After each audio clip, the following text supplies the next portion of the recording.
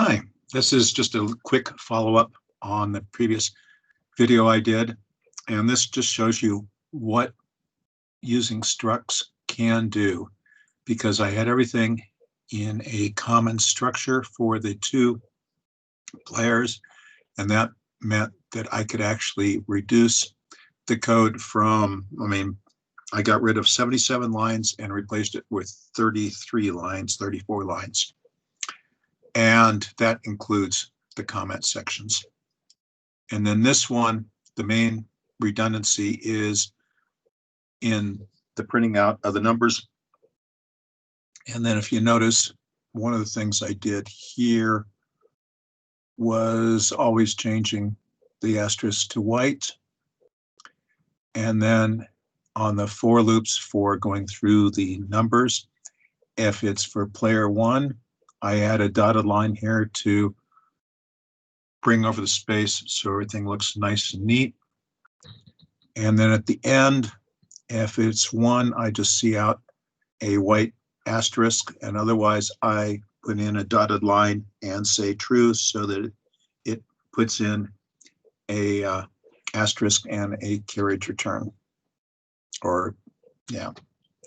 So then the difference we have here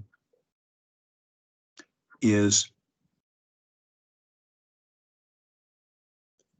going through, then I'm just checking to see which, if it is one of the mancalas and which one is larger. Then I go through, and if you notice down here, then this is what I'm actually printing out.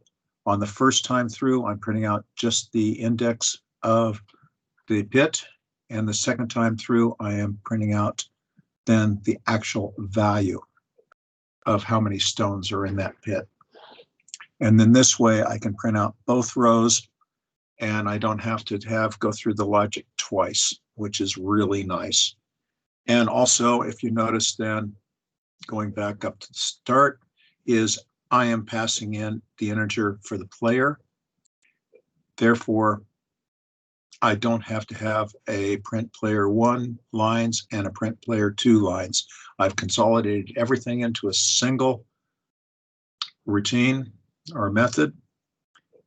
And then I just loop through it twice to run out the number of the pit line and also the number of stones in that pit. And then on the mancalas, I have a special check to see if one mancala is greater than the other. And if it is, then I change it to a sand color, which is sort of a bluish green.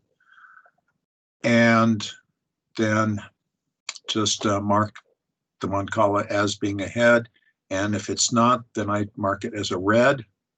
And if they're the same, then I just mark it as yellow, which is the same color as all the stones on either side are in.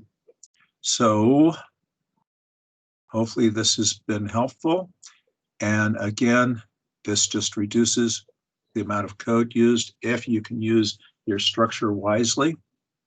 Again, I reduced it. I got rid of 77 lines and put in 34 lines of code. And it's just, I can use everything a lot more efficiently because I just go through the code. In this case, I go through it twice for printing out the pit number and the number of stones in each pit. So if you have any questions, please make a comment. Otherwise, take care.